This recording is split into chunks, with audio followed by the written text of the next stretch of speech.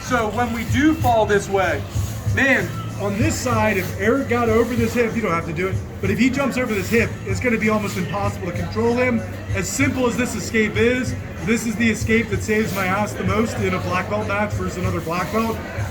Just understanding when a harness is on me and I have a free arm, then I need to fall away from the free arm so I can turn in the direction of my free arm. That confuses other black belts in tournament, that piece of information. When I'm here, this leg is really the only thing holding Eric in. My seatbelt's not going to be strong to this side, so I need this leg to choke up. Also, what this is going to do, I'm going to get more and more away from the hips, but I'm bringing my entire body up to the shoulder line because I'm getting ready to fire offense. So I'll send a foot to the top of the thigh, top of the hip bone, love handle, and I'll start sending the person down and chopping them higher in the chest with this leg.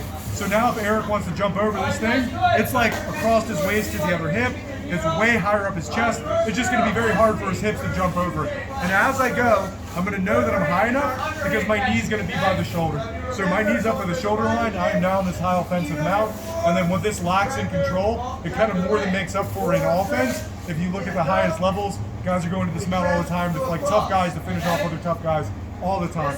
So my first trap play that I'm going to do from here is I'm going to see if I have the arm that's underneath, the non-choking arm, try to get a hold of the defending arm on the opposite side. I can bait that thing if it's far away. If I start to choke and this guy comes to help, I'm going to see if I can grab my arm underneath. I'm going to hold the arm low. I need to find some kind of stiff part of rib or sternum or something with my heel over the arm. If I chop, Eric tries to get his arm out now, it's very difficult, and I would say it's so hard to get out that I would just lock my feet to really lock his arm in place.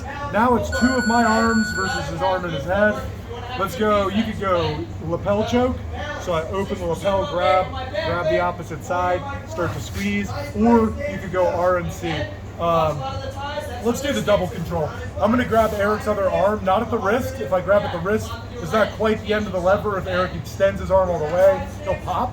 But if I go to the end of the lever, remember on the outside of the hand, it's the pinky knuckle, inside it's the pointer. So on this outside, the end of the lever is the pointer knuckle. Eric goes to extend his arm away. When you hold, it's like he's going to hold it like he won't be able to get his arm extended really. And then we got one arm to choke.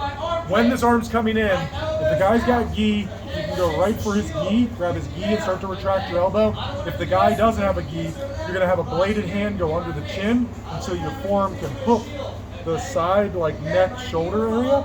Your head will go and start to push their head and you retract your elbow to choke. So again, we're going to fall offensive side, make the offensive adjustment with our legs, trap both arms and strangle. So we're in, we fall off to the side.